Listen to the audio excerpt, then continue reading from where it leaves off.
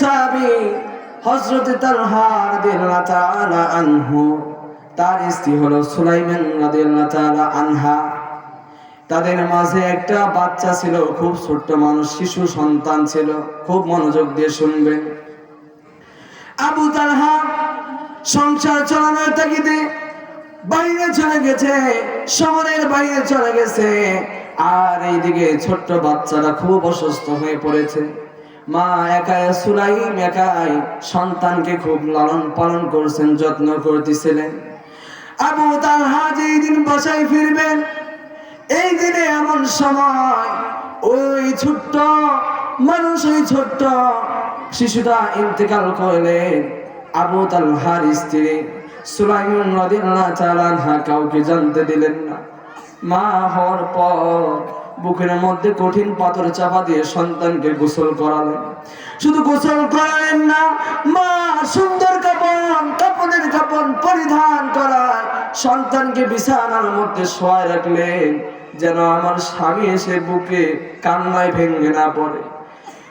স্ত্রী এমন চিন্তা ভাবনা করলেন, আমি যদি এখন আবু তালহা আমার স্বামীকে কল দিয়ে বলি, সংবাদ পাঠিয়ে দিই তোমার সন্তান দুনিয়ার জমিনে নাই, আমার স্বামী হয়তো বা এই চিন্তায় সন্তানের মায়ে দ্রুত আসতে গিয়ে তারও বিপদ হতে পারে কি পারে না?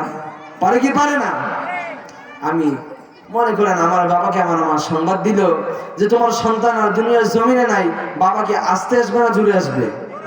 পাগলের মতো ছুটে আসবে না নীরবের মতো অলসের মতো হেঁটে আসবে? পাগলের মতো ছুটে আসবে না? তা আসতে গেলেই তাড়াহুড়ার কাজ হলো শয়তানের কাজ, আর তাড়াহুড়ার কাজেই বিপদ ঘটে কি ঘটে না? আবু তালহার স্ত্রী খুব চিন্তা করলেন, হায় আফসোস, এমন একটা সিচুয়েশনের মধ্যে আমি পড়ে গেলাম। এখন যদি আমার স্বামীকে কল দেই, আমার স্বামীকে জানাই দেই, দ্রুত গতিতে আসতে গিয়ে না জানি আমার স্বামীর কোনো বিপদ হয়ে যায় নাকি। আবু তালহার স্ত্রী সুলাইম রাদিয়াল্লাহু তাআলা আনহা কঠোর ধৈর্য ধারণ করে সন্তানকে গোসল করায়, কাফনের কাফন পরায়, বিছানার মধ্যে শোয়ায় রাখলেন। স্বামী এসে দরজার মধ্যে সালাম দিলেন, আসসালামু আলাইকুম ইয়া আহলাল বাইত। স্ত্রী ডাক দিয়ে বললেন, ওয়া আলাইকুম আসসালাম। স্বামী বাসার মধ্যে প্রবেশ করে সর্বপ্রথম সন্তানের খবর নেবে কি নেবে না? আমার বাবা মা নেয় কি নেয় না? বাবা দুনিয়ার সমস্ত ব্যস্ততা থাকার পরেও বাসার মধ্যে আসার সঙ্গে সঙ্গে দুনিয়ার কোন মানুষের খবর না নিয়ে সর্বপ্রথম সন্তানের খোঁজ নিয়ে কথা বলেন, ভুল না সঠিক? এই বাবা এসে ডাক দিয়ে বললেন, ওগো সুলাইম, আমার ছোট্ট কলিজার টুকরো সন্তানটা কোথায়?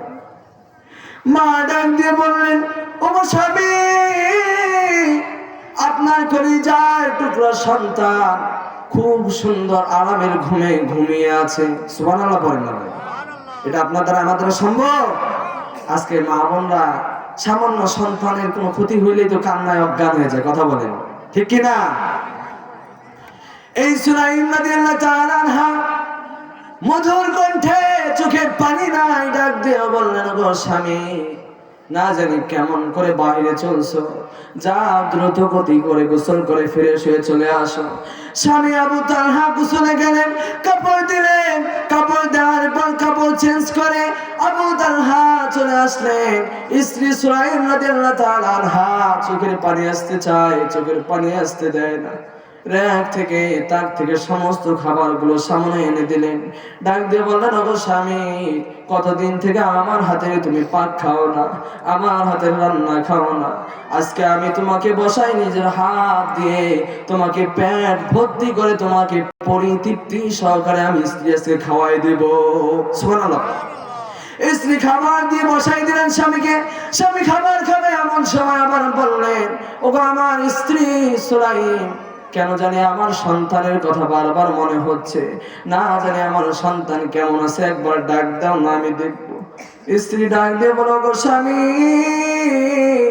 আমি এখন জাগনা করতে চাই না, সন্তান ঘুমায় না, অসুস্থ ছিল, আজকে ঘুমিয়েছে, একটু ঘুমাইতে দাও, একটু ঘুমাতে দাও, তুমি খানা খেয়ে তারপরে তোমার সন্তানের সঙ্গে কথা বলবা।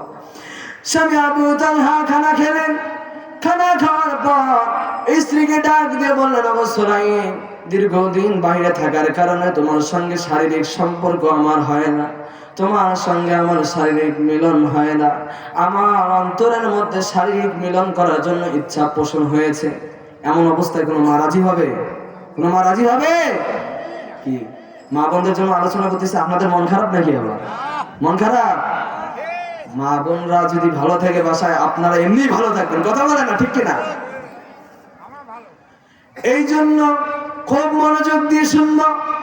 এবার সুলাইম রাদিয়াল্লাহু তাআলা আনহা মাথা নিচু করে মুস্কি হাসি দিয়ে স্বামীকে ডাক দিয়ে বললেন, ওগো স্বামী, তোমার মনের ইচ্ছা জেগেছে আমাকে উপভোগ করবা। আমি স্ত্রী তো না বলতে পারি না, চলো একসঙ্গে গিয়ে উপভোগ করব, শারীরিক মিলন করব। সুলাইম রাদিয়াল্লাহু তাআলা আনহার সঙ্গে মিলন করলেন। এমন অবস্থায় মিলন শেষ হয়ে গেল। ডাক দিয়ে বললেন, ওগো সুলাইম, আমার সন্তানকে একটা বারের জন্য ডাক দাও, আমি বাবার কলিজা ফেটে যাচ্ছে আমার সন্তানের সঙ্গে কথা বল। মা সুলাইম ডাক দিয়ে বলে, বাবার স্বামী, আমি আপনাকে তো বলেছি আমার সন্তান আরামের ঘুম ঘুমিয়েছে, আমার সন্তান দুনিয়া থেকে বিদায় নিয়ে চলে গেছে। আল্লাহু আকবার বলেন। মা চোখের পানি ছেড়ে দিয়েছে, তালহা সহ্য করতে পারে না। এতক্ষণ কেন তুমি আমাকে বললে না আমার সন্তান দুনিয়ার জমিনে নাই?